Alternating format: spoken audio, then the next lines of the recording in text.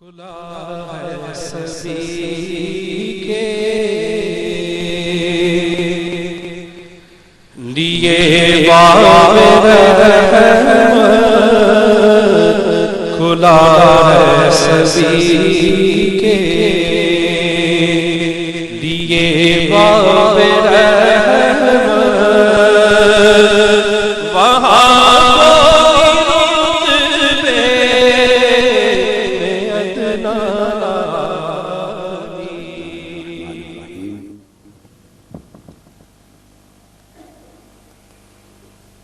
محمد رسول اللہ والذین معه اشداء علی الکفار رحماء بینہم تراہم رکعا سجدا یبتغون فضلا من اللہ ورضوانا صدق اللہ مولانا العظیم۔ اب اس وقت آج کی مجلس میں جو ایک نکتہ سمجھانا چاہتا ہوں، بڑے اجتماع، بڑے جلسے، لاکھوں افراد کے، ہزارہ افراد کے، سمندروں کی طرح، دریاؤں کی طرح تو ہر روز صبح و شام ہوتے ہی رہتے ہیں، مگر مجھے ایسا موقع بہت کم ملتا ہے، بہت کم، کہ کوئی ایسی مجلس بھی ملے جس میں بجائے خطاب کے عام مجلسی گفتگو کی طرز پر کوئی نکتہ سمجھا سکتا۔ یہ موقع ملتا تھا جب میں پڑھاتا تھا یونیورسٹی میں، یونیورسٹی آف پنجاب میں، یا یونیورسٹی پنجاب کے لاء کالج میں، یا بعد میں جب جامع منہاج قائم کی، منہاج القرآن یونیورسٹی، اس کے اوائل سالوں میں تو جب طلباء کو، طالبات کو، اور جو شرکاء درس کے ہوتے تو ان کو کبھی کبھی جب پڑھاتا تو پھر وہ مجلس مل جاتی جس میں آدمی چھوٹے حلقے میں بات سمجھاتا ہے، اور پھر مدت گزر گئی، پھر چھوٹا حلقہ مجلس کی شکل کا نہیں ملتا، پھر وہ اجتماعات اور کانفرنسیں اور ہزاروں لاکھوں کے اجتماعی ملتے رہتے ہیں، ان میں بات کرنے کا انداز اور طریقہ کچھ اور ہوتا ہے۔ تو ایسے اجتماع کی ایک اپنی خوبی ہوتی ہے، ایک اپنا پریویلیج، اس میں بالکل بے تکلفی کے انداز میں، جیسے آج گھر میں ڈائننگ ہال میں بیٹھا ہے، کچن میں بیٹھا ہے، اور پاکستان میں اپنے دیہاتوں پر جیسے آپ کچن میں ہی روٹیاں پکتی ہیں اور ساتھ ہی کھاتے چلے جاتے ہیں۔ آج کی اس مجلس کے لیے جو نکتہ ایمان کا ایک قرآنی نکتہ سمجھانا چاہتا ہوں، وہ یہ کہ اللہ تبارک و تعالیٰ نے اس آیہ کریمہ میں جو میں نے تلاوت کی، اس آیت کریمہ کا ایک حصہ سورہ الفتح، اس کے اندر صحابہ کرام کا اللہ تعالیٰ نے تعارف کروایا ہے۔ یہ ایک ایسی آیت ہے جس میں جامع تعارف ایک ہی مقام پر اللہ تعالیٰ نے جماعت صحابہ کرام، جو جماعت آقا علیہ السلام نے قائم فرمائی، اور اس کے جو اولین ارکان تھے، آپ کی تو پوری امت آپ کی جماعت ہے، بلکہ پوری انسانیت آپ کی امت ہے۔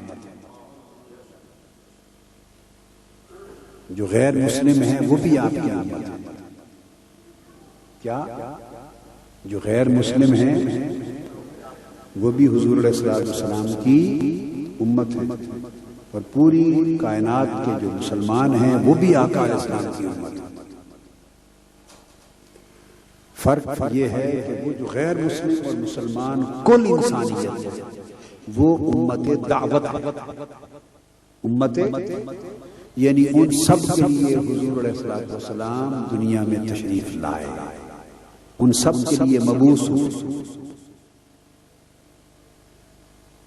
یا ایھا الناس انی رسول اللہ الیکم جمیعا، فرما دیں اے نسل بنی آدم، مسلم اور غیر مسلم سب شامل ہیں، اے بنی نوع انسان، میں تم سب کی طرف اللہ کا رسول ہو کے بن کر آیا۔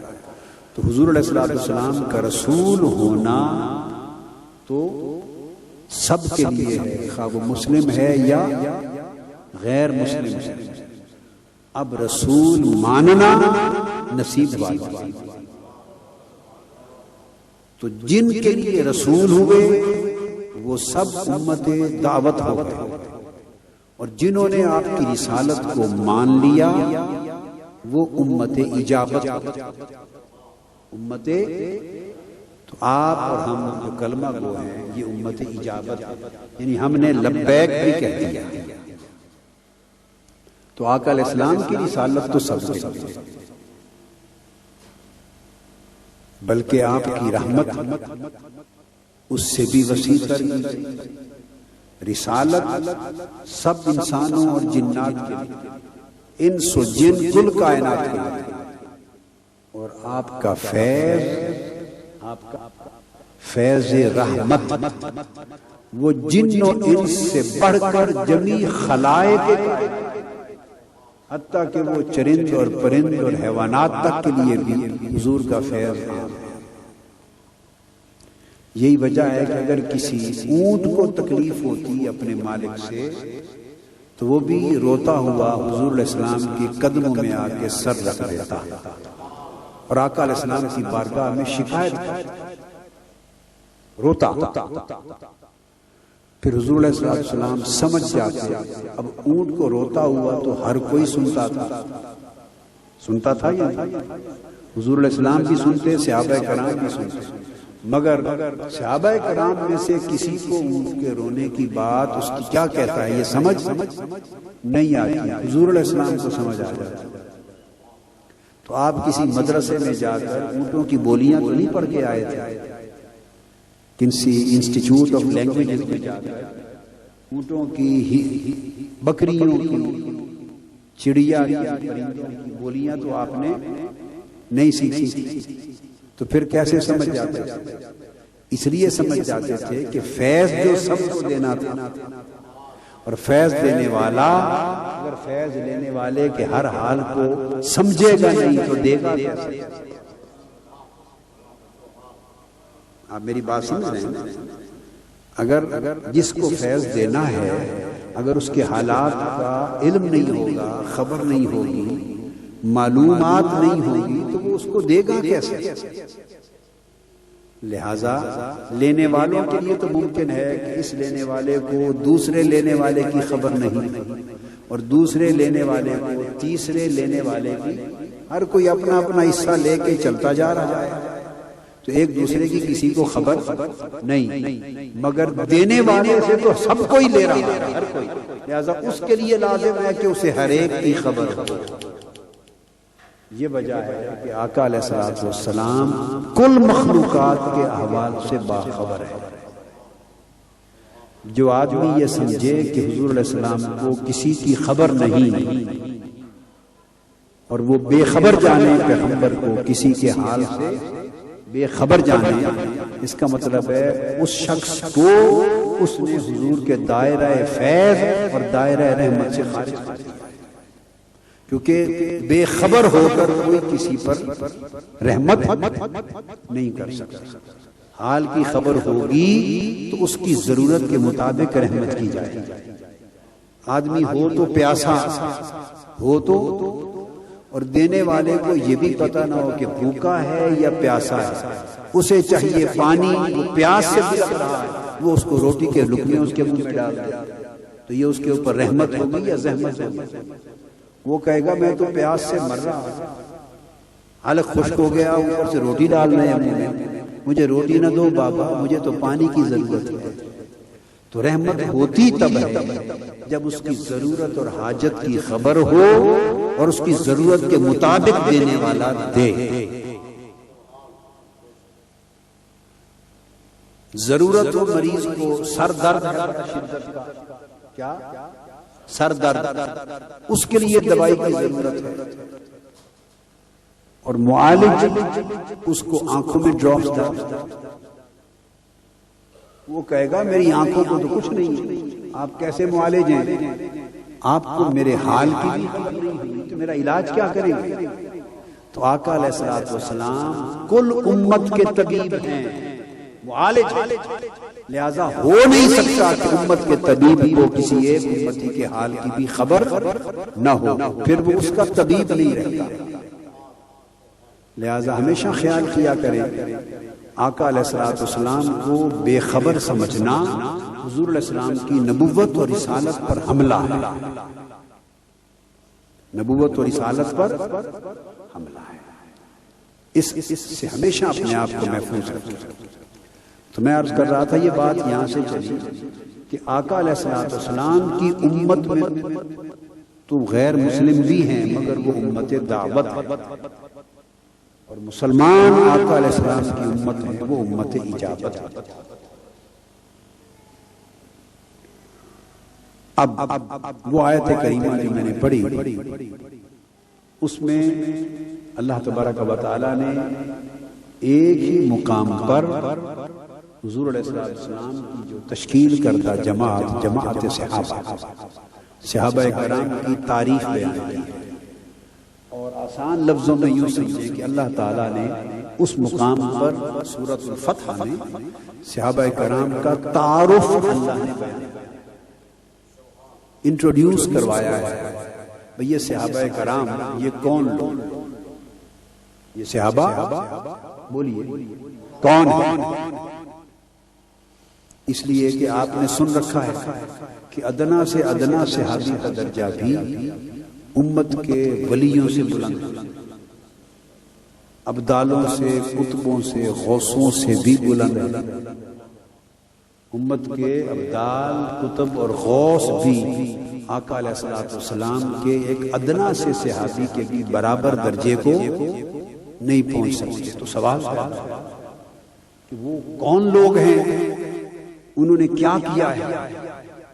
بڑی ریاستیں کی ہیں، بڑے مجاہدے کیے ہیں، بڑے علم اور فن پڑھے ہیں، بہت لائق اور فائق ہوئے ہیں علوم میں، بڑے مرتاز عبادت گزار اور ریاضت کیش ہوئے ہیں۔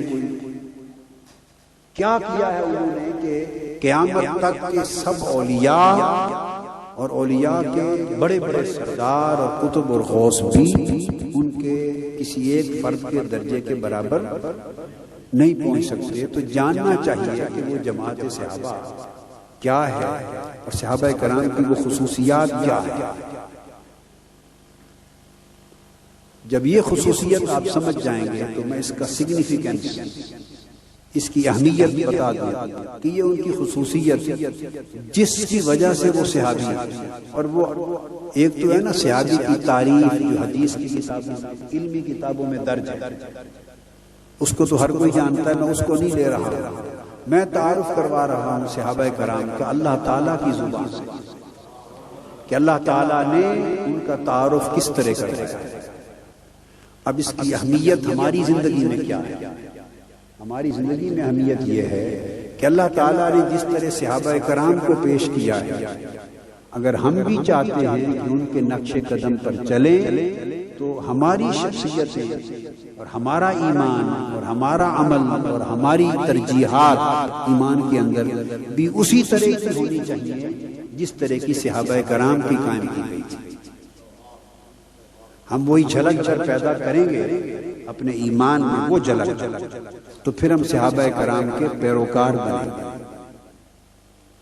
اور اگر ہماری ترجیحات ان سے مختلف ہو گئیں اور صحابہ کرام کی مختلف نہیں تو پھر اس کا مطلب ہے کہ ایک پشاور کو جا رہا ہے، دوسرا کراچی کو جا رہا ہے، تو ان کی لائن ایک نہیں ہے۔ لہذا ان کے پیچھے اتباع کرنا چاہتے ہیں، ان کے نقش قدم پر چلنا چاہتے ہیں، تو جو جھلک ان کی سیرت اور کردار میں ایمان کی ہے وہی ترتیب، وہی ترجیح، وہی جھلک ہمیں اپنے ایمان میں پیدا کرنا ہے۔ یہ ہے اس موضوع کی بنیادی اہمیت، سگنیفیکنس، کہ ہمارے ساتھ صحابہ کرام کو اللہ پاک نے جو متعارف کروایا قرآن مجید میں، اس تعارف کا ہماری لائف میں انٹروڈکشن کا، ہماری لائف کا امپیکٹ اور اثر کیا ہے یا کیا ہونا چاہیے۔ اب تعارف کیا ہے؟ اللہ پاک نے فرمایا صحابہ کرام کا تعارف کرواتے ہوئے محمد رسول اللہ۔ اب تعارف تو صحابہ کرام کا ہے، تعارف صحابہ کرام کا کروانا ہے، تو بات تو یہی سے شروع ہونی چاہیے نا کہ یہ جو صحابہ ایسے لوگ ان کا تعارف ہے تو مضمون انہی سے شروع ہونا چاہیے، مگر نہیں، مضمون تو ہے صحابہ کرام کا تعارف اور عنوان قائم کر دیا محمد رسول اللہ۔ یہ آپ کی جو محفل میلاد مصطفیٰ ہے اس کے ساتھ اس مضمون کا ربط قائم ہے۔ مضمون ہے کہ صحابہ کرام کیسے لوگ ہیں، عنوان قائم کر دیا محمد رسول اللہ، محمد اللہ کے رسول۔ یہ بھی ہو سکتا تھا، خاص بات جو بتانا چاہتا ہوں کہ ان کے تعارف کے لیے اگر عنوان کوئی رکھنا ہے ان سے ہٹ کر صحابہ کرام کی ذاتی سیرت و کردار کے حوالے سے، ٹھیک ہے، ان سے ہٹ کر کوئی عنوان رکھنا ہے الگ سے، جس عنوان سے ان کا مضمون چلایا جانا ہے، جس عنوان سے صحابہ کرام کا مضمون اگر چلانا ہے تو پھر یہ ممکن نہیں تھا کہ وہ پھر اللہ پاک اپنا ہی عنوان قائم کرتا کہ میں اللہ ہوں اور میں رب ہوں، اور صحابہ وہ ہیں جو سب سے بڑھ کر مجھے رب ہیں، اور جن کا میرے رب ہونے پر سب سے اعلیٰ پختہ مردود ایمان ہے، اور جو کامل یقین رکھتے ہیں میرے رب ہونے پر اور پورا توکل رکھتے ہیں میرے رب ہونے پر، تو پھر یہ چاہیے تھا کہ پھر صحابہ کرام کے مضمون کا عنوان اللہ پاک اپنی عبدیت کی نسبت کے ساتھ قائم کرتا کہ میری بندگی میں جو سب سے اونچے، وہاں سے بات شروع کرتے وہ صحابہ ہیں۔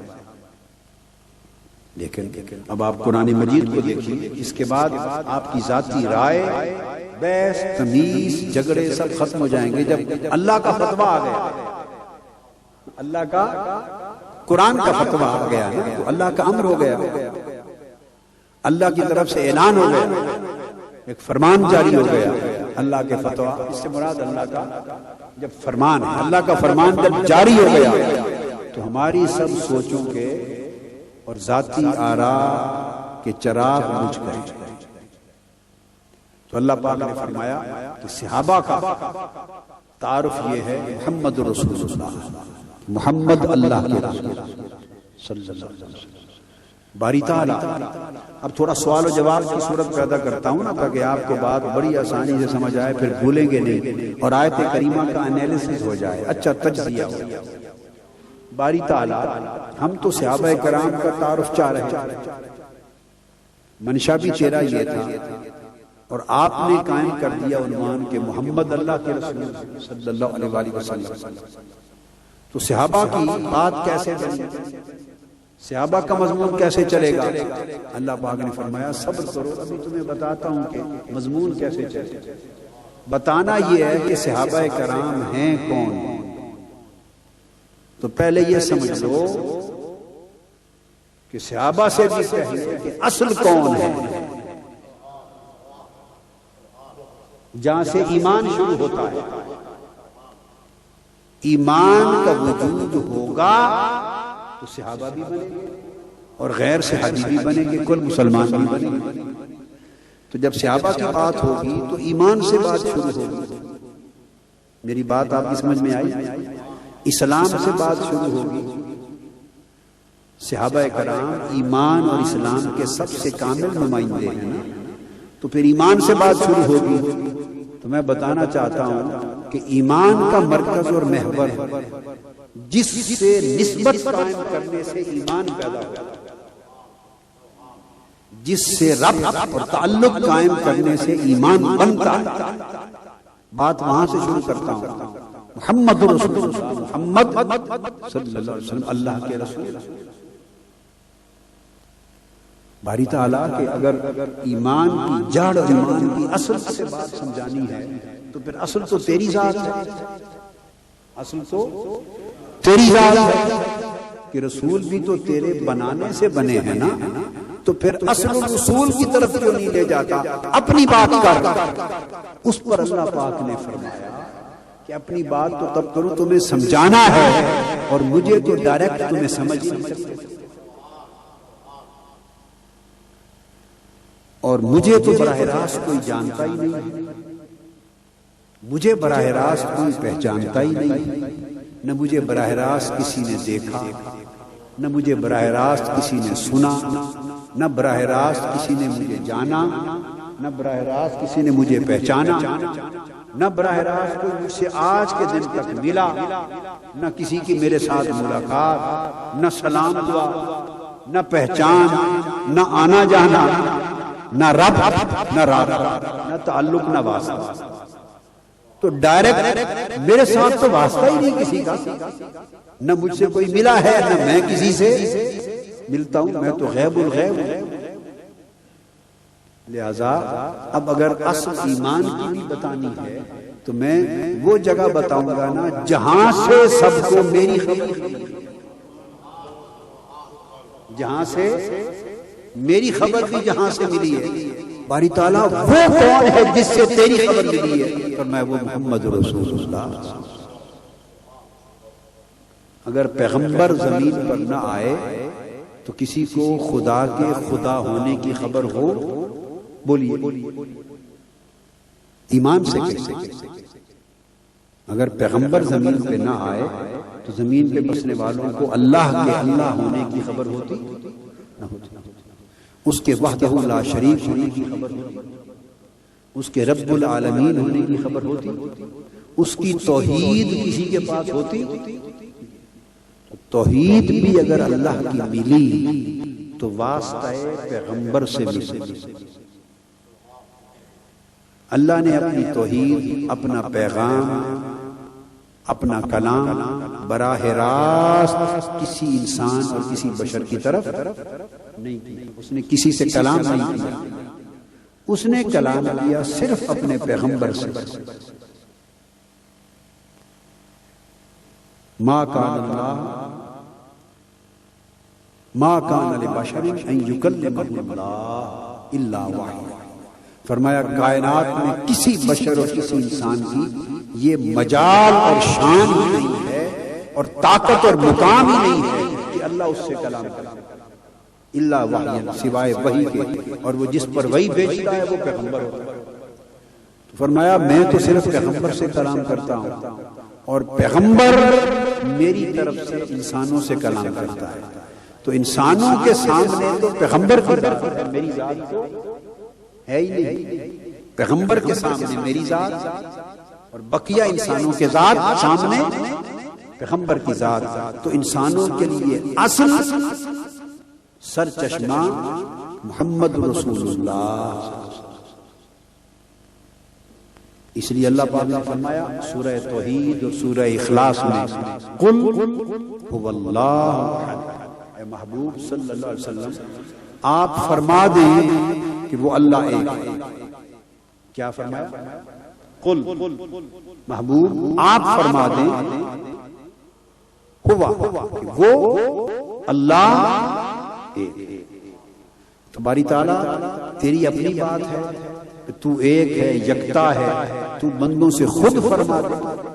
اللہ پاک نے فرمایا نہیں، کیونکہ اگر میں نے خود کسی کو کہہ دیا تو وہ پیغمبر ہو گیا، تو میں ہر کسی کو پیغمبر تھوڑا بنانے لگا ہوں۔ جس سے میں نے کلام کر لیا وہ پیغمبر ہو گیا۔ یاد رکھنے نبی کی تعریف یہ ہے جس سے اللہ کلام کرے، جس کی طرف اللہ وحی بھیجے، تو جس سے اللہ کلام کرے وہ پیغمبر ہوتا ہے۔ تو اگر اللہ ہم سے کلام کرے تو پھر ہم میں سے ہر کوئی معاذ اللہ پیغمبر کہلائے گا، اور اگر اللہ حقیقتاً ہر ایک سے کلام کرتا، اس کا نظام ہی یہ ہوتا، تو پھر معاذ اللہ بھی نہ ہوتا، پھر ہر کوئی دنیا میں پیغمبر ہی بنا پھرا ہوتا۔ تو پیغمبروں کے مبعوث کرنے کی کوئی حاجت نہ رہتی، ہر شخص کا براہ راست تعلق اللہ سے ہوتا ہر کوئی پیغمبری کے مقام پر ہوتا، غیر پیغمبر رہ ہی کوئی نہ جاتا، ماتحت ہوتا ہی کوئی نہیں، ہر کوئی افسر ہوتا۔ لیکن اللہ نے کچھ افراد چن کر پیغمبر بنائے، ان سے کلام کیا اور فرمایا یہ جو بات میں نے آپ کو بتا دی ہے کہ میں ہوں اور یکتا، میرے سوا کوئی اور خدا نہیں۔ اب پیغمبر سے کہا محبوب میں نے آپ کو بتانا تھا، بتا دیا، لوگوں سے بات میں نہیں کرتا، اب لوگوں سے تو بات کیا کرتا، لوگوں سے آپ کلام کریں، قل اب آپ کہہ دے حبیب مکرم تو کہہ دے کہ اللہ ہے، تاکہ لوگوں کو پتا چل جائے کہ میں رب ہوں، اور اگر میں چاہوں مجھ پر کسی کی پابندی نہیں ہے، کوئی قید نہیں ہے کہ میں کسی سے کلام کر سکتا، اگر میں چاہوں جس سے چاہوں کلام کر سکتا، میں قادر مطلق، تو چاہوں جس سے کلام کروں، قادر مطلق ہونے کے باوجود میں بندوں سے براہ راست کلام نہیں کرتا۔ میں جب بندوں سے کلام کرنا چاہتا ہوں تو واسطہ پیغمبر سے کرتا ہوں، نبی کے واسطے کے ذریعے کلام کرتا ہوں، تو لوگوں کو پتہ چل جائے کہ جب خدا ہو کر میں بندوں سے کلام نہیں کرتا پیغمبر کے واسطے کے بغیر، تو بندے ہو کر پیغمبر کے واسطے کے بغیر براہ راست مستقبل۔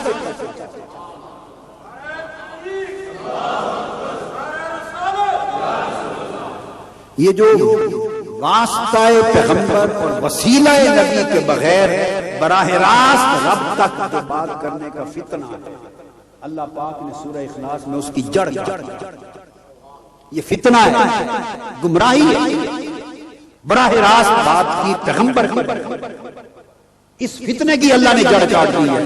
کہاں؟ قل هو اللہ احد، محبوب بات میری ہے پر تو کہہ دے، بات میری ہے پر تو کہہ دے۔ تو جب میں اپنی بات ان سے خود نہیں کرتا، یہ کون ہوتے ہیں کہ اپنی بات میرے پیغمبر کے وسیلے کے بغیر؟ تو گویا توحید واسطہ رسالت سے ملی، توحید واسطہ رسالت سے ملی، اس لیے اللہ پاک نے پہلے عنوان قائم کیا محمد الرسول اللہ۔ تو سمجھ لیں کہ ایمان کا عنوان محمد، ایمان کا عنوان محمد رسول اللہ ہے،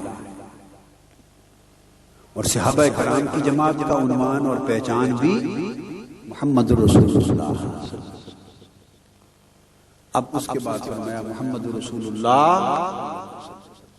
تو باری تعالیٰ اب صحابہ کرام کی پہچان یا ان کی تعریف اور تعارف کیسے بنتا ہے، فرمایا آگے سنو۔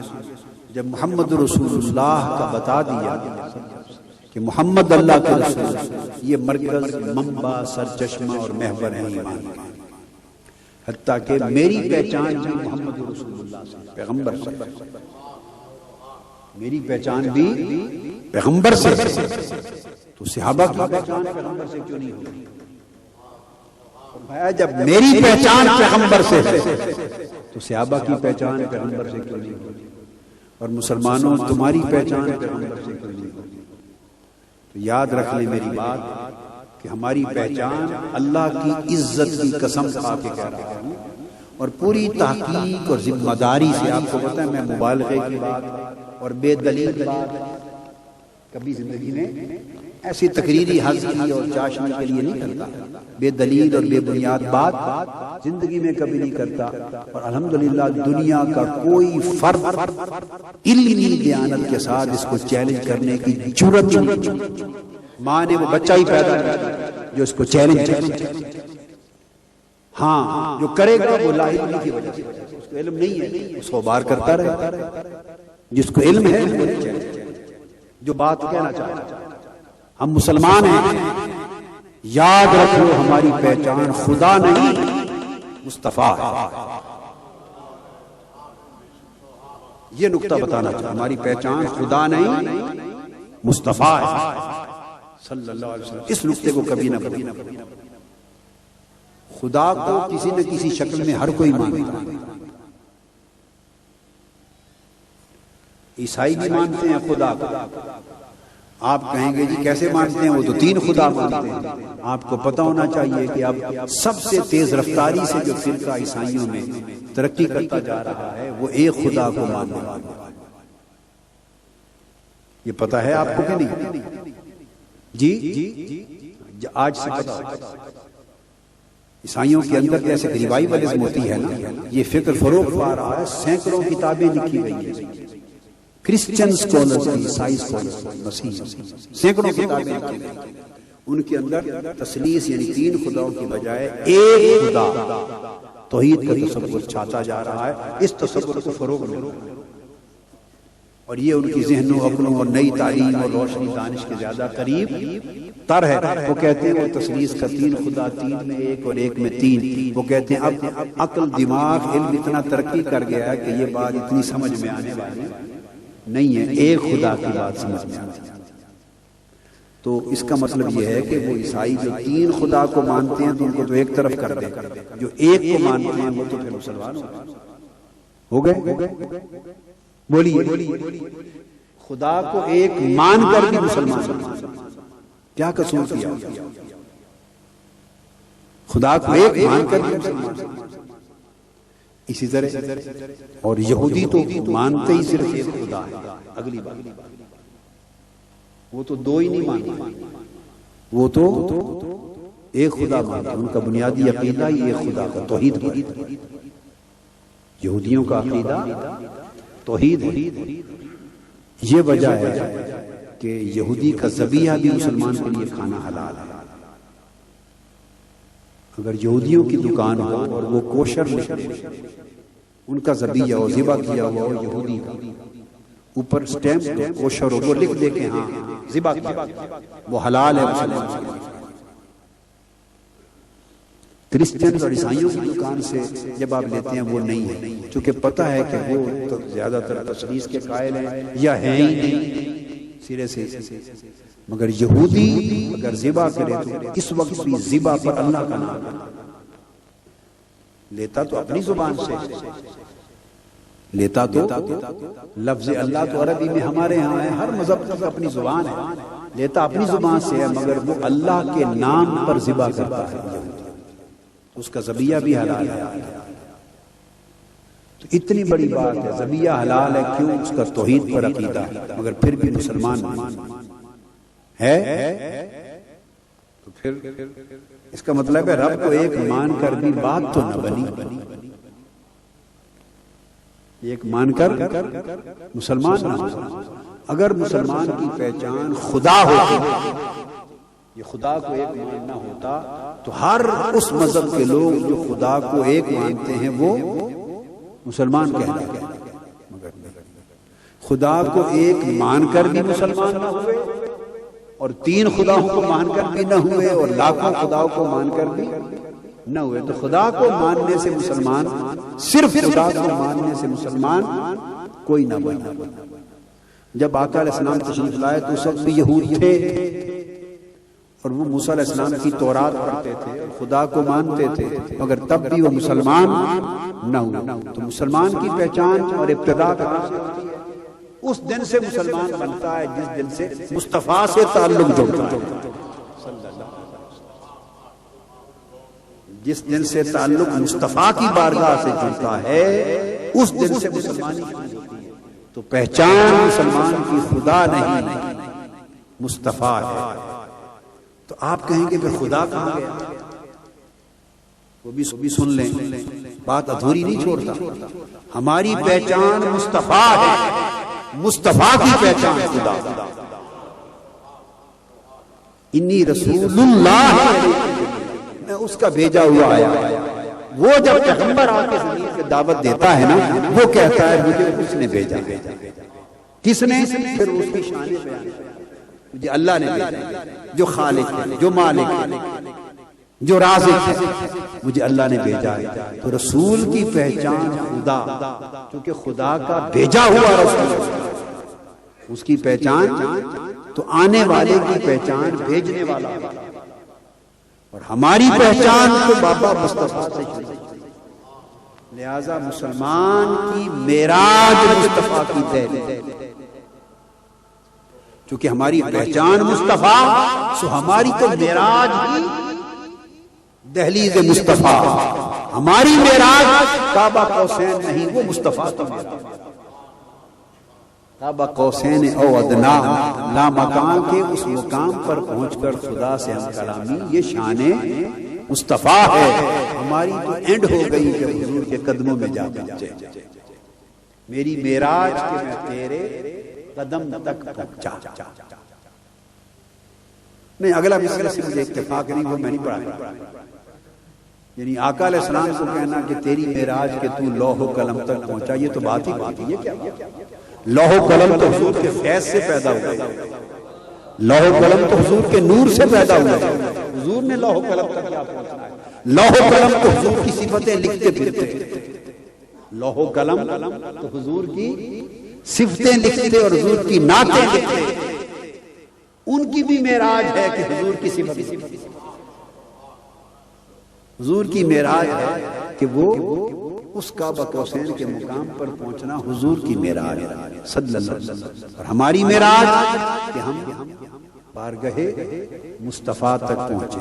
سو ہماری پہچان مصطفیٰ اور ہماری ابتدا مصطفیٰ، کیونکہ وہیں سے مسلمانی ہماری شروع ہو جاتی اور ہماری انتہا بھی۔ اس لیے ہمیں تو وہاں تک پہنچنا ہے، آگے وہ جدھر لے جائیں آنکھیں بند کر کے چلتے جائیں۔ انہوں نے کہہ دیا، حضور صلی اللہ علیہ وسلم نے فرما دیا، یہ محمد رسول اللہ کی تشریف ہو رہی، انہوں نے فرما دیا کہ اللہ ہے، انہوں نے فرما دیا محمد صلی اللہ علیہ وسلم نے فرما دیا محمد رسول اللہ، تو محمد صلی اللہ علیہ وسلم نے فرما دیا میں رسول ہوں۔ ہم نے عرض کیا حضور صدق، سچی بات، آپ رسول، آگے پیچھے کی کوئی خبر کیا نہیں، حضور صدق، آپ رسول۔ فرما دیا مجھے اللہ نے بھیجا ہے، جی یا رسول اللہ صدق، آپ کو اللہ نے بھیجا ہے، پتہ ہی نہیں اللہ ہے، ایمان سے کہیں۔ جب کوہ صفا مکہ کی اس پہاڑی کی چوٹی پر کھڑے ہو کر آقا علیہ السلام وہ قریش، کفار، مشرکین، جہالت، شرک اور لا علمی اور بے خبری کے اندھیروں میں رہنے والوں سے خطاب فرما رہے تھے، اور ان سے فرما رہے تھے میں اللہ کا بھیجا ہوا رسول ہوں۔ تو کسی نے اللہ کو دیکھا؟ کوئی اللہ کو جانتا تھا؟ جو کچھ اللہ کو وہ جانتے تھے سن لیں، 360 بت گھڑ کے کعبہ شریف کی حرم میں رکھے ہوئے تھے، کہتے تھے یہ اللہ، ان کا اللہ سننا، ان کا اللہ ان کے ہاتھوں سے گھڑے ہوئے بتوں میں تھا، مشرکوں کا، انہیں کیا خبر کہ اللہ کا، کہتے تھے یہ لات ہمارا اللہ، منات حبل ہمارا اللہ ہے، عزا ہمارا اللہ، وہ ان کی پوجا کرتے، کسی کو بارش کا خدا مانتے، کسی کو اولاد کا خدا مانتے، کسی کو رزق کا خدا مانتے، کسی کو جنگ کا خدا مانتے، کسی کی منتیں مانتے، کسی کے نام پر جانور یا لات یا منات کر کے ذبح کر دیتے۔ ان کی معرفت اور رسائی تو خدا تک بولیے اتنی تھی کہ 360 خدا بٹھا رکھے تھے، گھڑ کر بنا رکھے تھے اور کعبے کے سین میں بٹھا رکھے تھے، یہ ان کا اللہ، انہیں کیا خبر اللہ کی ذات کا۔ تو جب ان کے سامنے مصطفیٰ نے فرمایا کہ میں اللہ کا بھیجا ہوا رسول ہوں، تو جنہوں نے ہاتھ جوڑ کے عرض کر دیا صدقت یا رسول اللہ، آپ اللہ کے بھیجے ہوئے رسول ہیں، تو بولیے جنہوں نے حضور کو رسول مان لیا انہیں پچھلا بیک گراؤنڈ تو وہی تھا نا جو کعبے کا میں نے سنایا ہے۔ یہ میری بات بڑی توجہ سے سمجھنے والی ہے، وہ جو سامعین تھے سب کا پچھلا بیک گراؤنڈ تو وہی کچھ تھا، مبلغ علم تو وہی کچھ تھا یا نہیں تھا؟ وہی بتوں کا گھر تھا، اللہ کی عبادت گاہ کو، کعبہ کو بنا رکھا تھا، آگے پیچھے کی کوئی خبر نہ تھی، تو نالج تو ان کا وہی کچھ تھا، اس سے ورا تو وہ کچھ جانتے ہی نہ تھے۔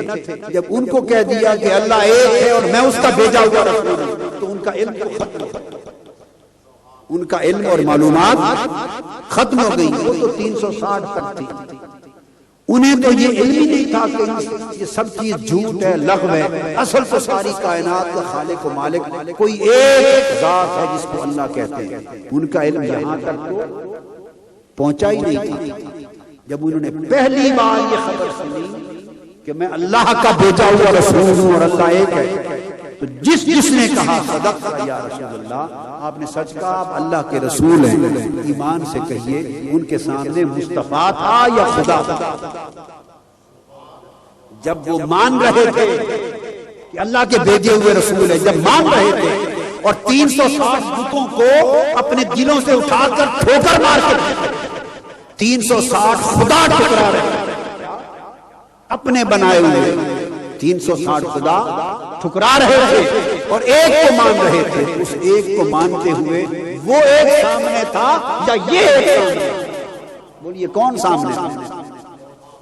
بولیے نا کون سامنے تھا؟ اگر تو مصطفیٰ کی ذات ہی سامنے تھی اور خدا کی انہیں خبر ہی نہ تھی، تو پھر یہ بات تسلیم کر لینا کہ ایمان کی ابتدا خدا سے نہیں مصطفیٰ سے ہوتی ہے۔ مصطفیٰ صلی اللہ علیہ وسلم پھر جس کی پہچان کرواتے گئے اس پر ہمارا ایمان بنتا گیا۔ انہوں نے کہا میں رسول ہوں، ہم نے کہا یا رسول اللہ آپ رسول ہیں، رسول رسالت پر ایمان۔ آپ نے فرمایا اللہ کا بھیجا ہوا، ہم نے کہا حضور آپ اللہ کے بھیجے ہوئے، اللہ پر ایمان۔ یہ میرے جملے ایک ایک لفظ پہ غور کریں، یہ وہی ایسا نہیں کہ تیزی سے ایک سیلاب ہے تحریر کا لفظوں کا گزر رہا ہے اور آپ بھی نہا رہے ہیں، نہیں، ایک ایک لفظ غور کریں، ایک ایک لفظ۔ آپ نے فرمایا اللہ ایک ہے، جب ایک کا لفظ سنا انہوں نے 360 اٹھا کے پھینک دیا۔ اتنا بڑا یکلخ عقیدہ ہی بدل، اتنا بڑا یقین آیا تو بدل۔ دیکھو نا، میں یا کوئی اور شخص آپ کا اس دنیا میں آپ کا نسلوں سے عقیدہ چلا رہا 360، اور عقیدہ بھی کوئی چھوٹا موٹا کوئی پیر یا استاد یا مرشد یا بڑا بھائی یا باپ دادا نہیں بنا رہا، خدا بنا رہا۔ عبادت کرتے ہیں اور یہ سمجھتے ہیں کہ رزق اولاد سب کچھ یہ دیتے ہیں، وہ عقیدہ ہے۔ اور ایک دو بھی نہیں، 360 کا جنجال، پورا جال پھیلا رکھا۔ اتنے 300 اور باپ دادا صدیوں نسلوں سے بنا کے ان کو پوچھتے آ رہے ہیں۔ اتنی وابستگی ہے مضبوط، اتنی بڑی، اس کے اندر ان کا پرسیپشن بھی ہے۔ دس از ویری امپورٹنٹ، اس میں ان کا پرسیپشن بھی ہے، ان کا کنسیپشن بھی ہے، ان کی کنوکشن بھی ہے، ان کی کمٹمنٹ بھی ہے، ان کی سنسیریٹی بھی ہے، ان کی لائلٹی بھی ہے، ان کا فیتھ بھی ہے، ان کا آبزرویشن بھی ہے، سب کچھ اسی میں کہ یہ ہمارے خدا ہے۔ پیدا ہوئے تو انہیں کو دیکھتے تھے، باپ دادا بھی ان کو دیکھتے تھے، انہوں نے بھی انہیں کو دیکھا، کسی ایک خدا کو جانا سنا ہی نہیں، جانا اور سنا ہی نہیں، ماننے تو دور کی بات ہے۔ اچانک 360 خداؤں کی بستی میں ایک ہستی کھڑی ہو کے کہتی ہے کہ خدا صرف ایک ہے، یہ لفظ۔ ابو بکر کھڑے ہو جاتے ہیں، عرض کرتے ہیں صدقت یا رسول اللہ، آج سے 360 کو ٹھوکر مار دی جس کو آپ کہہ رہے ہیں۔ صدیق ہو گئے۔ اب بولیے کوئی معمولی بات ہے صدیق بن جانا؟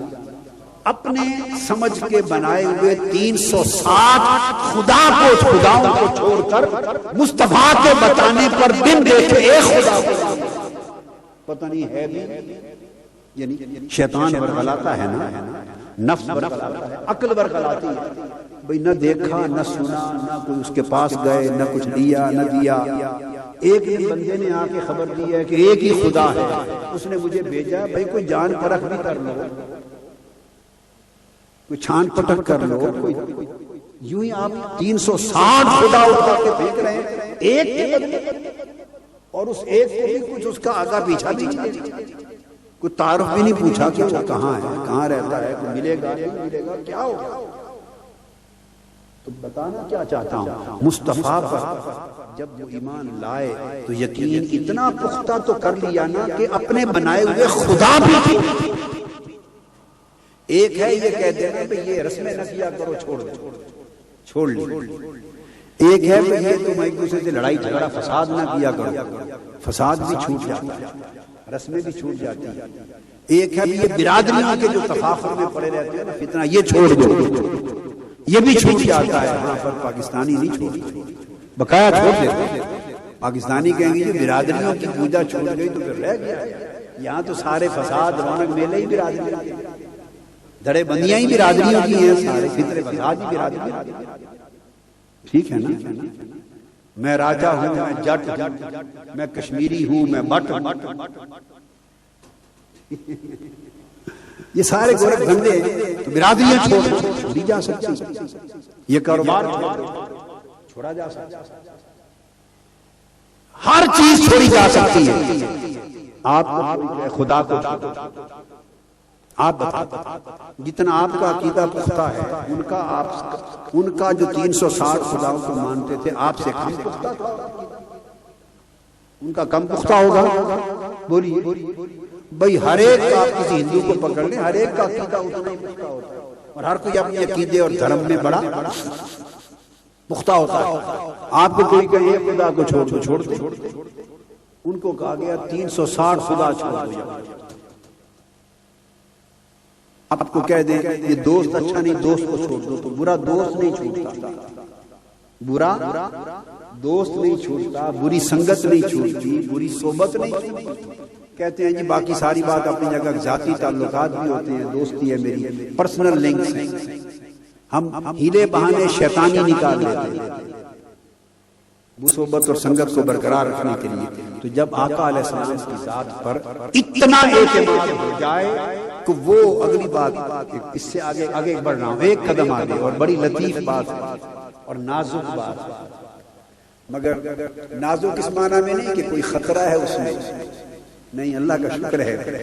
میں وہ نازک بے شک لوگوں کی ہو، جب میں کہہ دیا وہ ذمہ داری ہے، نازک بات کہہ رہا ہے.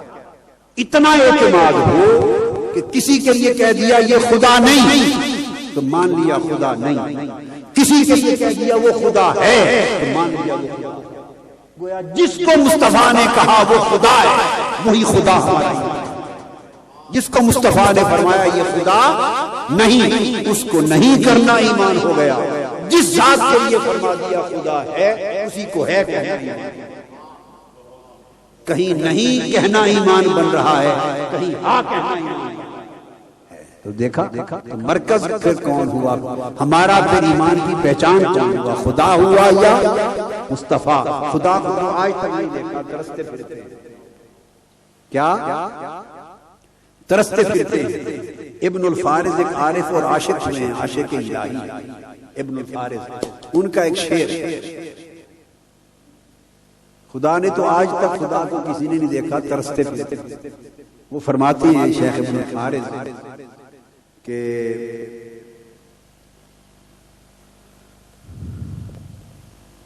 فرماتے ہیں اعوذ باللہ من الشیطان الرجیم، لیس سؤلی فی الجنان نعیم،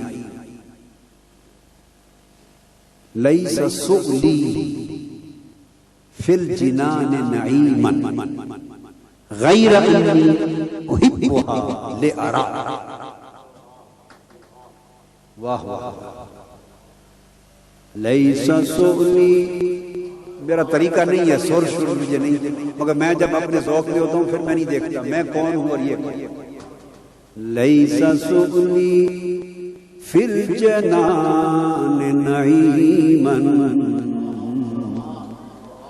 لیس سؤلی فی الجنان نعیما غیر انی احبها لیراک. باری تعالیٰ میرا کوئی سوال تیری جنت کی نعمتوں کا نہیں ہے، میں جو تیری جنت کو چاہ رہا ہوں اور دعاؤں میں آ جاتا ہے جنت عطا کر، اور جنت کا کو مانگتا ہوں تو میں واضح کر دوں مولا مجھے تیری جنت سے غرض نہیں ہے، نہ جنت کی حوروں سے غرض ہے، نہ قصور سے غرض ہے، نہ جنت کی نعمتوں سے غرض ہے، یہ میرا سوال نہیں ہے. غیر انی احبها لاراک میرا سوال تو فقط یہ ہے، میں جنت کو صرف اس لیے مانگتا ہوں کہ میں نے سنا ہے یار سے، بتانے والے سے سنا ہے کہ جنت میں بے پردہ تیرا دیدار،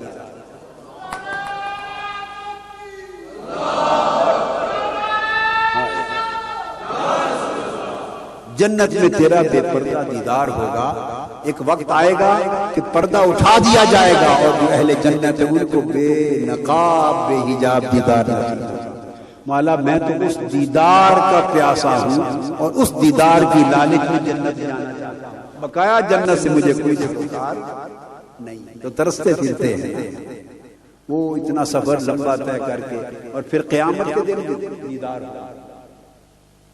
صحابہ کرام کو تڑپ تھی، پوچھا یا رسول اللہ کیوں؟ سودا جو اتنا بڑا کر دیا تھا، 360 خدا دے کر ایک خدا دیا۔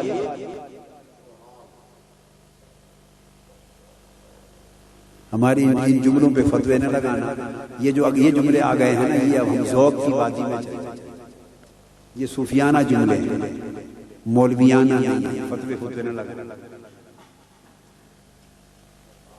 ایک کے بدلے 360 دے دیے تھے، سودا جو بڑا کر لیا تھا، 360 دے کر ایک لے لیا، اور جس کو لیا دیکھا آج تک نہیں، جس کے بدلے 360 دے دیے اسے دیکھا آج تک نہیں۔ اور جب پوچھتے ہیں کب دیکھیں گے، حکم ملتا ہے کہ دیکھنے کے لیے مرنا ضروری، مر کے قیامت کے دن اٹھو گے تو دیکھو گے، مرنے کے بعد قیامت میں اٹھو گے تو دیکھو گے۔ اور باری تعالیٰ دیکھیں آقا یا رسول اللہ، دیکھیں گے رب کو؟ کیسے دیکھیں گے؟ پوچھا کیسے دیکھیں گے؟ قربان جان، آقا علیہ السلام نے فرمایا جیسے 14ویں رات کے چاند کو، آنکھوں کو ضرر نہیں ہوگا، بس تکتے رہے جائے۔ مقصد یہ ہے کہ ایک کا سودا کیا، 360 چھوڑ دیے بن دیکھے، تو یہ سودا کس کے کہنے پر کر لیا؟ بولیے نا، مصطفیٰ کے کہنے پر کر لیا۔ سو ایمان کی ابتدا بھی مصطفیٰ اور ایمان کی انتہا بھی مصطفیٰ۔ بھئی مضمون میرے ذہن میں سچ بتاؤں کوئی اور تھا، اور میں گاڑی میں آتے ہوئے کچھ سوچتا رہا، میں نے مضمون ایک اور ہی تھا میرے بھئی یہاں بیٹھا تو پہلے میرے ذہن میں تھا اجتماع کا کوئی اور نقشہ تھا، پھر جب یہاں آیا تو یکلخت آپ کو دیکھا تو میں نے مضمون جو ذہن میں تھا وہ چھوڑ ایک نیا شروع کر دیا، اور نئے مضمون میں پھر ایک نئی لائن چل رہی ہے۔ تو فرمایا محمد رسول اللہ، محمد اللہ کے رسول، یہ عنوان ہے، یہی ایمان کی پہچان۔ آگے تو باری تعالیٰ پھر صحابہ کرام کا کیا بنا، ان کا جوڑ کیا ہے، ان کا تعارف کیسے کریں گے؟ تو فرمایا آگے چلو، تعارف یہ ہے والذین معہ، آؤ مکہ میں لے جاتے ہیں تمہیں، آؤ مدینہ میں لے جاتے ہیں، یہ محمد رسول اللہ ہے۔ تو صحابہ کون ہیں؟ والذین معہ، دیکھو نا اس محبوب کے ارد گرد کچھ لوگ پروانے کی طرح گھومتے رہتے ہیں رات دن، وہ جو اس کے ارد گرد گھومتے رہتے ہیں وہ صحابہ ہیں۔ والذین معہ، جو اس کے ساتھ پھرتے ہیں، جب یہ اٹھتا ہے تو دوڑ پڑتے ہیں، اس کے دروازے کے باہر کھڑے ہوتے ہیں کہ ابھی حضور کی آمد کا وقت ہے، تو آمد کی انتظار میں ہوتے ہیں۔ یہ بتایا جا رہا ہے صحابی کو کوئی نفل فرض سنت کی ادائیگی نہیں بتائی جا رہی، اتنے فرض پڑھتے ہیں، اتنی نمازیں پڑھتے ہیں، اتنے روزے رکھتے ہیں، اتنی تلاوت کرتے ہیں، یہ صحابی وہ ہے نہیں، یہ موضوع فرمایا والذین معہ، دیکھتے ہو یہ میرا محمد رسول اللہ، یہ میرا ساجن، میرا محبوب ہے۔ اور صحابہ کون ہیں؟ جو اس کے ارد گرد رہتے ہیں، گھومتے رہتے ہیں۔ وسط حاصل، خواجہ غلام فرید کہتے ہیں تے وسط ناس تے وچھڑوں یاد نہ، وسط حاصل وسط ناس تیری جھوک دے آسے پاس، سن دے حاصل مٹھیاں گالیاں، سونا یار سنیندہ معہو، یہ جو اس کے ارد گرد رہتے ہیں نا عاشقوں کی طرح جرمٹ بنائے رکھتے ہیں، معہو یہ کیوں رہتے ہیں ہر وقت؟ وہ دیکھتے رہتے ہیں کہ کہیں اگر لعاب دہن کر دیں، زبان مبارک سے لعاب دہن کر دیں، تو اس لیے ہر وقت ارد گرد رہتے ہیں کہ چپٹ کے زمین پہ نہیں گرنے دیتے۔ زندگی میں لعاب دہن حضور کا صحابہ نے زمین پہ نہیں گرنے دیا، جو ہی کرتے ہیں ہاتھوں پر اٹھا کے اپنے چہروں اور سینوں پر مل دیتے، اس لیے ہر وقت ارد گرد رہتے ہیں۔ یہ صحابہ ارد گرد رہتے ہیں کہ اگر کبھی حجامت کروا لیں۔ یہ جو کچھ بیان کر رہا ہوں یہ سب بخاری شریف اور مسلم شریف سے ہے، کوئی عام کتابوں سے نہیں ہے، وہ گپیں نہیں ہیں واعظوں کی، بخاری اور مسلم سے ہے، صحاح ستہ سے احادیث صحیحہ ہیں۔ اب میں ان کی عربی عبارتیں پڑھوں، پھر ان کی روایتیں بیان کروں، پھر ترجمے تو لمبا ہو جائے گا، تو میں تو خلاصہ بیان کرتا جا رہا ہوں۔ تو آقا علیہ السلام حجامت کرواتے ہیں تو ارد گرد والذین معہو، اس طرح حجام کے ارد گرد، باربر کے ارد گرد جرمٹ بنا کے حضور کے ارد گرد کھڑے ہو جاتے ہیں، جیسے یطوفون بہ، جیسے کعبے کا طواف ہو۔ جب وہ حجامت کر لے اور آقا علیہ السلام کے منہ مبارک اس کے ہاتھ میں ہوں تو جھپٹ پڑتے ہیں، ایک ایک بال لے لیتے ہیں، آقا کا بال نیچے نہیں گرنے دیتے۔ اب یہ کسی قرآن میں حکم ہے؟ بولیے قرآن مجید میں کہیں حکم ہے کہ حضور علیہ السلام کے منہ مبارک زمین پہ نہ گرنے دو، سنبھال لیا۔ اور جس نے سیف اللہ بننا ہو، اللہ کی تلوار بننا ہو، وہ پھر حضور کے بال اپنی ٹوپی میں رکھ کے سلوا لے، تو کیا بن جاتے ہیں؟ کس کا لقب ہے؟ خالد بن ولید بن جاتے ہیں۔ جب ٹوپی میں حضور کے منہ مبارک رکھ کے سلوا لیتے ہیں تو خالد بن ولید سیف اللہ ہو جاتے ہیں۔ کوئی حضور کے پانی غسل کرتے ہیں، وضو فرماتے ہیں تو ایک ایک قطرہ اٹھا کے ہاتھوں پر، سینوں پر، منہ پر مل لیتے ہیں۔ جس کو پانی کا قطرہ حضور کے وضو کا بچا ہوا نہیں ملتا براہ راست، وہ پھر دوسرے صحابہ کے ہاتھوں کی تلیوں سے اس طرح ہاتھوں سے ہاتھ رگڑ کے اپنے ہاتھ گیلے کر کے وہ منہ اور سینوں پر مل لیتے ہیں۔ والذین معہو، یہ صحابہ ہیں، یہ ہیں صحابہ۔ آقا علیہ السلام جوتے مبارک اتارتے ہیں مجلس میں بیٹھنے کے لیے، عبداللہ ابن مسعود اٹھا کے حضور کے جوڑے بغل میں رہتے، حضور کے جوڑے اٹھاتے پھرتے۔ ہم نے پوچھا عبداللہ ابن مسعود سے، صحابہ تو ہزار ہاتھ تھے، آپ سب سے بڑے محدث کیسے بنے؟ خاص حدیث کس سے پڑھی؟ ہزار صحابہ تھے مگر آپ اتنے بڑے محدث بن گئے عبداللہ ابن مسعود، اور اتنے بڑے فقیہ بن گئے، حدیث بھی آپ کے دامن میں اور فقہ کی دولت بھی آپ کے دامن میں۔ یہ خاص کہاں سے پڑھا جو اوروں نے نہیں پڑھا؟ عبداللہ ابن مسعود فرماتے ہیں، بخاری شریف فرماتے ہیں، بھئی اور تو کچھ نہیں پڑھا، وہی کچھ سنا جو ہر ایک نے سنا۔ اتنا فرق ہے کہ حضور جب جوڑے اٹھاتے تھے دوڑ کے میں اٹھاتے تھے، تو حضور کے جوڑے اٹھا اٹھا کے محدث بنے۔ والذین معہو، کیوں؟ چونکہ ارد گرد کیوں رہتے ہیں؟ موقع کی تلاش میں رہتے ہیں، موقع کی دروازے پہ کھڑے رہتے ہیں تاکہ آقا نکلیں تو حضور کے آگے پیچھے ہو جائیں۔ اور ایک خاص بات بتاؤں، چاہیے تو یہ نا کہ آقا علیہ السلام کے پیچھے ہو جاتے ہیں، یہ ایک خاص نیا نکتہ ہوگا شاید آپ کو۔ آقا علیہ السلام نکلتے کہیں جانے کے لیے تو صحابہ کرام حضور کے پیچھے ہونے کی بجائے آگے چلتے، آگے آگے ہوتے۔ کسی نے پوچھا کہ تم حضور علیہ السلام کے پیچھے کیوں نہیں چلتے؟ فرمایا ہمیں جگہ نہیں ملتی پیچھے۔ پیچھے تو تم میں سے ہے ہی کوئی، جگہ خالی ہے، کیوں نہیں ملتی؟ وہ کہتے تم دیکھ نہیں، ہزار فرشتے پیچھے چلتے، تو فرشتے حضور کے پیچھے چلتے، صحابہ آگے چلتے۔ اس طرح فرشتے کہتے ہیں جس طرح تم حضور کے ارد گرد والے ہو، ہم بھی تو ارد گرد والے، ہم بھی تو ترستے پھرتے ہیں کہ یہ ساجن نظر آئے تو ہم بھی حضور کے جرمٹ پہ چلتے۔ تو ملائکہ حضور کے ساتھ پیچھے چلتے تھے۔ پھر حضور کا وصال ہو گیا، ان کی دعا قبول ہوئی۔ آج کے دن تک فرشتے حضور کے جرمٹ کے لیے آتے ہیں، 70,000 فرشتے آج بھی صبح کرتے ہیں، سارا دن حضور کی قبر انور کے ارد گرد چلتے ہیں۔ 70,000 فرشتے شام کو کرتے ہیں، قبر انور کے ارد گرد چلتے ہیں۔ جس کی باری ایک بار آتی ہے قیامت تک پلٹ کر نہیں آتی۔ تو ارد گرد والذین معہ جو کچھ بنا ہے وہ حضور کے ارد گرد جیسے جگنو شمع کے ارد گرد پھرتا ہے، اس طرح حضور کے ارد گرد پھرنے سے صحابی ہو گئے۔ جبرائیل امین نے ایک دن کافی دیر کر دی، دن لگا دیے، وہی لے کے نہیں آئے، کافی دن گزر گئے وہی لے کر نہیں آئے، اور جب وہی لے کر اگلی آئے تو آقا علیہ السلام نے پوچھا حدیث پاک میں جبرائیل لفظ پوچھا تو ہماری ملاقات کا مشتاق نہیں، یعنی تجھے میری ملاقات کا عشق نہیں ہے، تو نے اتنے دن کیسے ہجر میں بسر کر لیے، تجھے تڑپاتی نہیں تھی میری ملاقات کی آرزو، اشتیاق شدت کی نہیں تھی؟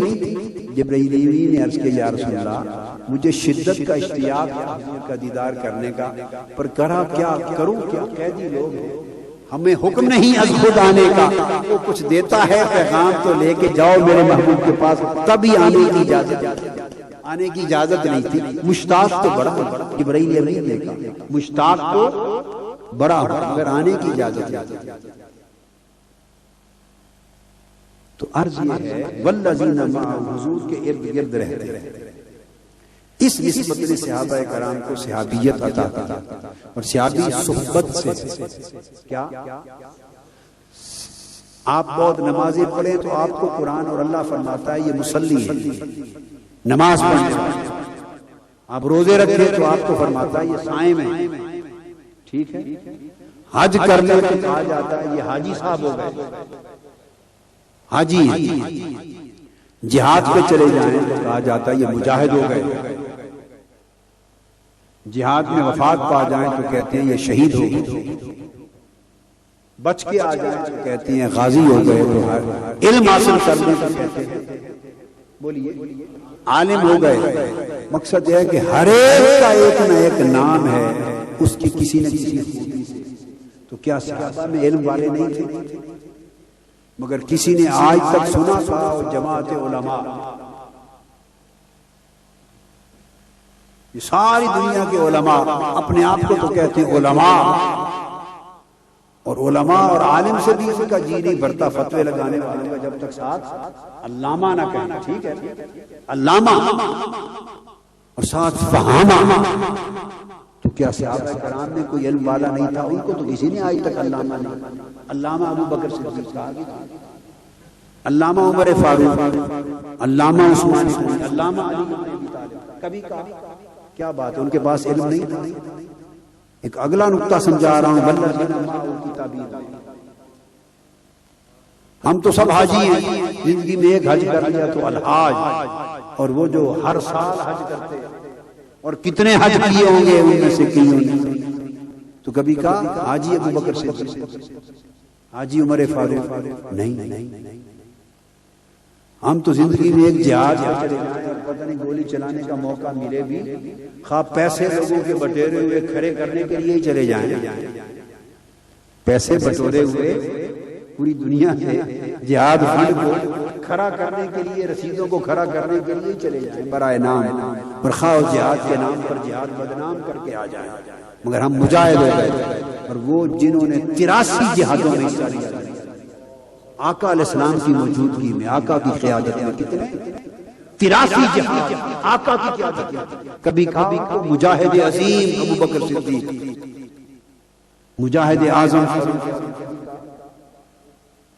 ان سے بڑھ کے بھی کوئی نمازیں پڑھنے والا تھا، وہ صائم روزے دار، وہ فقیہ بھی تھے، وہ مجتہد بھی صحابہ میں تھے، کچھ صحابہ مجتہد بھی تھے، فقیہ بھی تھے، محدث بھی تھے، مفسر بھی تھے۔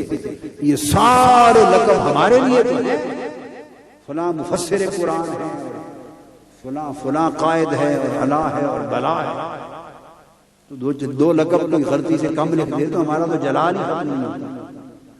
اور وہاں تو اور حضرت کے ساتھ سارے صحابہ کا نام لے لیتے، آگے کوئی لفظ نہیں لکھتے، اور وہی خالی حضرت ہمارا لکھا ہو تو ہمارا تو کام نہیں بنتا۔ تو کیا وجہ ہے؟ یہ بات توجہ طلب ہے۔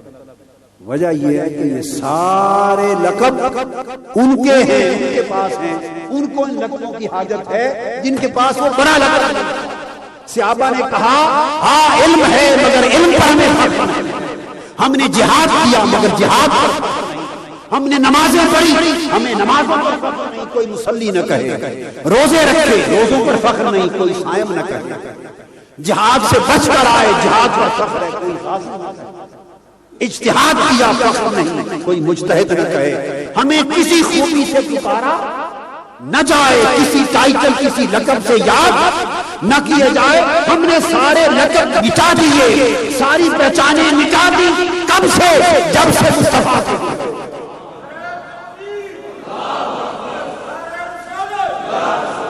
اب صحابہ کرام اب آپ کی پہچان کیا ہے تو کہنے کے لیے کہیں کیا؟ انہیں کہا ہماری اپنی پہچانیں سب فنا ہو گئی، اب یار کی پہچان رہ گئی، ہمیں کہا کرو صحابی، کیا مطلب؟ یار کی صحبت میں بیٹھنے والا، یار کی صحبت میں بیٹھنے والا، بس اتنے لقب پہ اکتفا کر لیا، باقی سارے لقب چھوڑ دیے، آپ کے لیے دے دیے، ہمارے لیے لو، تم ان کو چومتے پھرو، چاٹتے پھرو، لڑتے پھرو، جھگڑتے پھرو، ہم نے سب لقب چھوڑ دیے، ہمیں تو یار یار کی صحبت میں بیٹھنے والا، وہ جو اللہ نے کہا تھا والذین معہ، وہ جو یار کے ارد گرد دیوانہ وار رہتے ہیں، اس کی جوک کے ارد گرد، ہمیں تو یہ چاہیے، والذین معہ کا لقب، ان کی پہچان ہو گئی، وہ جو حضور کے ارد گرد رہتے، وہ صحابہ ہیں۔ بات کو ختم کرنے کے لیے آخر کی طرف لاتا ہوں، تو پھر وہ جو ارد گرد رہتے ہیں ان کا کام بھی تو باری تعالیٰ کا کوئی کام بھی بتا، کرتے کیا ہے؟ ارد گرد تو رہتے ہیں، پہچان جو حضور سے ہو گئی، آگے ان کے اپنے عمل کیا ہے؟ اپنے عمل کیا ہے؟ فرمایا ان کے اپنے عمل بھی سن لو، اشداء علی الکفار، کان کھڑے رکھتے ہیں، گھومتے رہتے ہیں، سنتے ہیں، کوئی میرے یار کی شان میں گستاخی تو نہیں کر رہا، کوئی میری یار کی دشمنی تو نہیں کر رہا، جب دیکھتے ہیں اشداء علی الکفار کہ یہ میرے یار کی گستاخی کر رہا ہے، میرے محبوب کا دشمن ہے، بغض رکھتا ہے، عداوت رکھتا ہے، اڑا کے رکھتا ہے، لٹ بردار، یہ بس ایسے سادہ سا لفظ ہے آپ کو پاکستان کی دیہاتی زبان کا، کیا ان کے سامنے کوئی ان کے یار کی بے ادبی کر کے تو دیکھے، اشداء علی الکفار، کافروں پر سخت، اور آپ کے سامنے ہر وقت بے ادبی ہوتی ہے، ایمانی غیرت کبھی جاگتی نہیں۔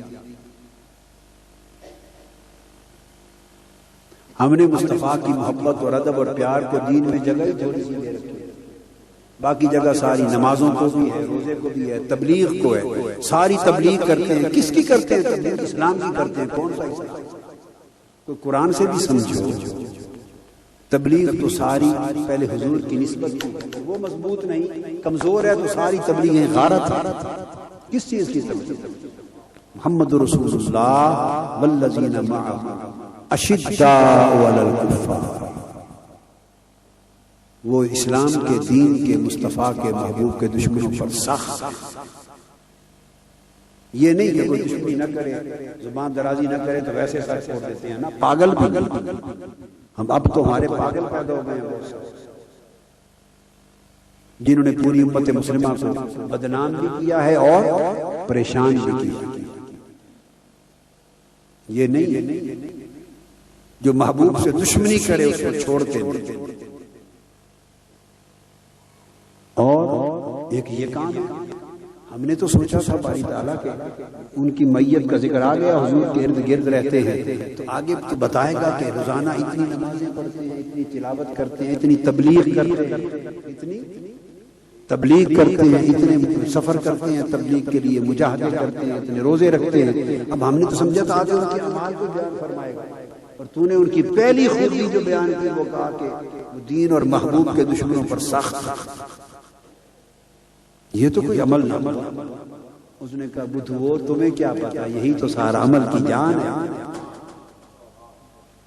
اگر محبوب کا عشق اور غیرت نہیں اور باقی سب عمل کرتے پھرو تو وہ عمل سارے جہنم میں جائیں۔ اس لیے سب عملوں کی جان یہ ہے کہ محبوب کے عشق میں غیرت ہے۔ اچھا باری تعالیٰ کوئی اور عمل، اگلا عمل بتاتے ہیں، اس کے بعد کیا کرتے ہیں؟ فرمایا رحماء دشمنوں کو چھوڑتے نہیں، رحماء بینہم، جسے یار کا غلام دیکھتے ہیں اس کے پاؤں میں بچھ بچ جاتے ہیں، جسے یار کا غلام دیکھتے ہیں ان کے لیے بچھ جاتے ہیں، رحیم و کریم و شفیق ہو جاتے ہیں۔ وہ حضور کے دشمنوں کے دشمن ہیں اور حضور کے یاروں کے یار، حضور کے غلاموں کے یار، تو گویا سارے عمل ہی حضور کے ارد گرد ہو۔ یہ آپ کے یہ کیوں مناتے ہیں میلاد مصطفیٰ؟ اس لیے مناتے ہیں کہ یہ نسبت، یہ فہم اور یہ معرفت مضبوط ہو جائے کہ ایمان اللہ کے ہاں مقبول تب ہوگا جب حضور کا عشق اور اس عشق میں غیرت آ جائے۔ تو باری تعالیٰ پھر اس کے بعد اور کچھ بتاؤں گا، تو فرمایا تیسرے درجے میں فرمایا رحماء بینہم، اور آگے اس کے بعد تراہم رکعا سجدا، میری بارگاہ میں رکوع و سجود کرتے ہیں۔ تو نماز، روزے کا، رکوع و سجود کا ذکر تیسری خوبی، چوتھی خوبی کے طور پر کیا؟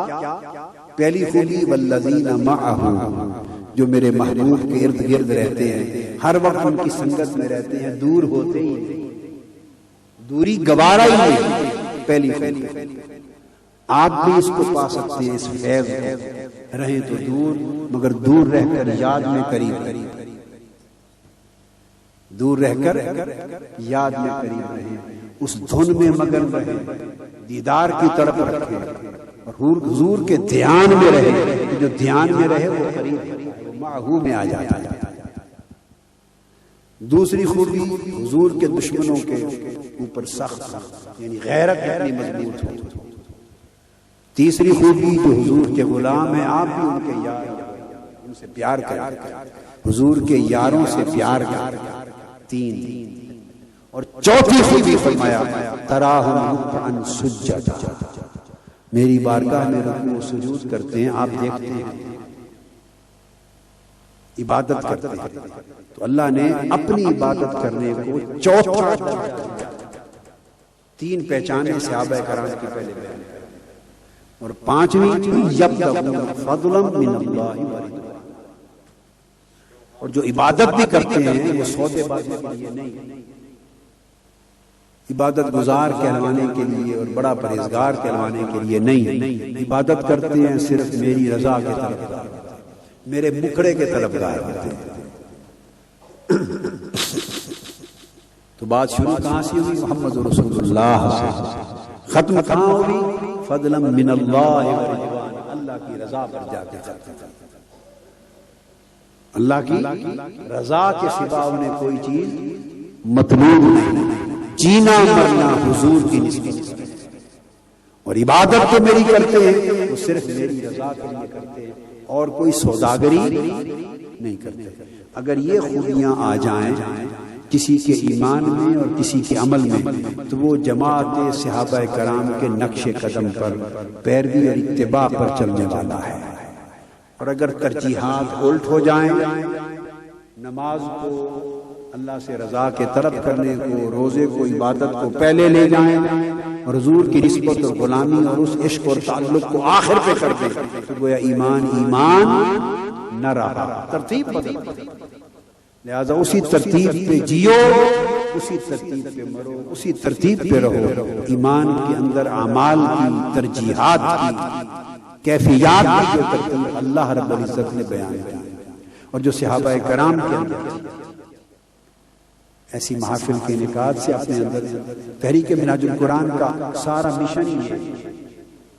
جو کچھ میں نے بیان کیا یہ مشن ہے منہاج القرآن کا، کہ یہ بات سمجھا دی جائے، لوگوں کے دلوں میں اتار دی جائے، ذہنوں میں اتار دی جائے، دلیل سے بھی کیفیت کے ساتھ، تاکہ لوگ اپنے ایمان کی ترجیحات کو درست کر لیں، ترجیحات کو درست کر لیں۔ اعمال دین کا حصہ ہے، مگر تب مقبول ہے جب ایمان ہوگا۔ ایمان ہوگا تو اعمال مقبول ہے، اگر ایمان نہیں تو تو لاکھوں کروڑوں اعمال کندھوں پر گانٹھ باندھ کے اٹھاتے پھریں، ایک عمل بھی قبول نہیں، عمل سمیت بندہ دوزخ میں جائے۔ عمل قبول ہوں گے اگر ایمان ہوگا۔ تو ایمان کیا ہے؟ میں نے بتایا، حضور کی غلامی اور پہچان ہے، حضور کا ہو جانا، یہ ایمان ہے۔ بولیے، حضور کا ہو جانا، بلائنڈ فیتھ حضور پر، ایبسولوٹ لائلٹی حضور کے ساتھ، ایکسٹریم سنسیریٹی حضور کے ساتھ۔ جب آپ آقا کے لیے بک گئے تو پھر حضور جدھر پھراتے رہے تو پھرنا، جو منواتے رہے اس کو مانتے جانا ایمان۔ ادھر منہ کرا دیں تو بیت المقدس کی بلا، اور کل کو ادھر سے منہ پھرا کر کعبۃ اللہ کی طرف کھڑا کرا دیں تو یہی کعبہ۔ جدھر حضور کا چہرہ جس طرف وہ نظر نہیں آتے، ہم وہ رستہ ہی چھوڑ دیتے ہیں، اور کعبہ بنتا ہے اس طرف ہی ریاض، رخ جدھر کو وہ موڑ لیتے۔ تو مرکز اور محور اور ایمان کی جان اور پہچان اور ابتدا اور انتہا اور مسلمانوں کی معرفت اور علامت مصطفیٰ ہے صلی اللہ علیہ وآلہ وسلم۔ دعا ہے کہ اللہ پاک آقا علیہ السلام سے اس نسبت و ربط کو مضبوط کرے، عقیدے میں، عشق اور محبت میں، اطاعت، اتباع اور پیروی میں، حضور کی طرز زندگی میں، حضور کے فکر میں، حضور کے مشن اور حضور کے مشن کے لیے زندگی بسر کر۔ اللہ تبارک و تعالی ہمارے حال پہ کرے۔ سبھی کے لیے باب